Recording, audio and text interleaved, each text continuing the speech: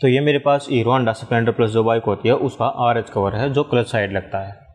तो आज हम इस प्रोसेस को देखेंगे कि इसके अंदर जो यहाँ पर ये शाफ्ट लगी हुई है, ये यहाँ से लेके अंदर की तरफ तक जाती है, यहाँ से लेके अंदर की तरफ तक जाती है। तो इसको बोलते हैं क्लच कॉम्प लीवर। तो इस को शाफ्ट ही बोलते हैं। तो इसको हम जो है किस तरह से डिसमेंटल करते हैं, फिर बाद में हम किस तरह से इसको असेंबल करते हैं, तो उस प्रोसेस को हम देखेंगे। तो एक यहाँ पर जो है पिन भी लगी हुई है। तो ये पिन लगी हुई है, ये पिन ही जो है इस शाफ्ट को जो है होल्ड करती है। तो यहाँ पर ये इस तरह से जो यहाँ पे ये पिन लगती है, तो ये पिन जो है इस शाफ्ट को होल्ड करके रखती है। अगर हम ये पिन नहीं लगाएंगे तो ये जो शाफ्ट है ये होल्ड नहीं होगी। तो इस प्रोसेस को हम देख लेते हैं किस तरह से जो हम इसको पहले डिसमेंटल करेंगे, फिर बाद में हम इसको असेंबल करेंगे। Hi there, this is Deepak from body section. So watch the video till the end, so let's proceed. तो ये मेरे पास जो है हीरो होंडा स्प्लेंडर प्लस का RH कवर है और यहाँ पर इसकी ये डिप स्टिक दी हुई है। तो इसको इस तरह से रोटेट करके जो है इसको रिमूव कर लेते हैं। और यहाँ पर इसकी जो एक ऑयल सील दी हुई है, जब कभी हमारा ऑयल यहाँ से लीकेज करने लगता है तो यहाँ पर ये ओरिंग दी हुई है, तो इसको हमें जो है चेंज करना पड़ता है। तो हमारी ऑयल लीकेज यहाँ पर स्टॉप हो जाती है। तो यहाँ पर जो ये क्लच कॉम्प लीवर है इसको शाफ्ट भी बोलते हैं। तो यहाँ पर जो है इसकी एक पिन लगी हुई है, तो ये पिन जो है इस शाफ्ट को जो है होल्ड करती है।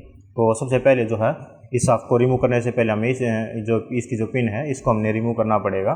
देन हमारी ये जो ये शाफ्ट है ये ईजिली रिमूव हो जाएगी। फिर हमने इसको अपनी तरफ जो है पुल करना है, तो यहाँ से जो ये शाफ्ट रिमूव हो जाएगी। तो जब भी हमारा जब ऑयल है यहाँ से लीकेज करने लगता है, जैसे कि यहाँ पे आपको शो रहा होगा, यहाँ से लीकेज करने लग जाता है, तो यहाँ पर जो है इसकी एक रिंग दी हुई है। तो इस रिंग को जो है ओरिंग को जो हमने यहाँ पर चेंज करना पड़ता है, ये ऑयल सील है। तो इसको हम चेंज करेंगे तो हमारी जो ऑयल लीकेज है वो भी यहाँ पे स्टॉप हो जाएगी। फिर यहाँ पे इसका जो स्प्रिंग दिया हुआ है तो इसको इस तरह से रोटेट करके इस तरह से रिमूव करेंगे। तो बहुत ही इजी प्रोसेस है इसको डिसमेंटल करना, फिर बाद में इसको असेंबल करना।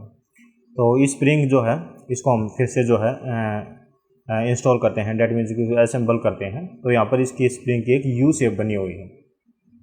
यू शेप का जो पार्ट है वो हमें इस ओरिंग की तरफ करना है, जहाँ से ये रिंग लगी हुई है। तो इसको हम इस तरह से जो है इंस्टॉल करेंगे और इस स्प्रिंग को जो है इस तरह से हम रोटेट करेंगे, तो यहाँ पर जो है ये एडजस्ट हो जाता है। और यहाँ पर जो ये अभी ये खाली स्पेस जो है ये शो हो रहा है, तो ये पिन जो है यहाँ पर जो है जब हम इस पिन को यहाँ पे लगाएंगे तो इस तरह से जो है इसको ये होल्ड कर लेती है। तो जो है इस जो शाफ्ट है इसको मैं फिर से जो है यहाँ से इंस्टॉल कर देता हूँ। तो ये जो शाफ्ट है ये इजीली इंस्टॉल हो जाएगी। और जो मेरे स्प्रिंग है, इस स्प्रिंग को जो है यहाँ पे होल्ड करना है, यहाँ पर जो ये कास्टिंग बनी हुई है, और इस शाफ्ट को जो है आगे की तरफ जो है पुश करना है। तो इसमें जो है थोड़ी सी वॉइस आएगी, तो हमारी जो ये शाफ्ट है ये एडजस्ट हो जाएगी और ये जो है एडजस्ट होगी। फिर यहाँ पर जो ये पिन है इसको हमने यहाँ पर एडजस्ट करना है। तो ये पिन जो है इसको हम यहाँ पर एडजस्ट कर देंगे, तो हमारी जो ये क्लच शाफ्ट है ये एडजस्ट हो जाती है, ये जो है प्रॉपरली वर्क कर रही है। तो कई बार क्या होता है कि हमारा जो ऑयल है यहाँ से भी लीकेज करने लग जाता है, तो हमें क्या करना पड़ता है कि इस RH कवर को जो है रिमूव करना पड़ता है। तो रिमूव होने के बाद इस शाफ्ट के अंदर जो यहाँ पे ऑयल सील दी हुई थी उसको हमें चेंज करना पड़ता है। तो इस तरह से जो हम इन ऑयल सील को चेंज करते हैं और हमारा जो ऑयल है उसको हम रोकते हैं।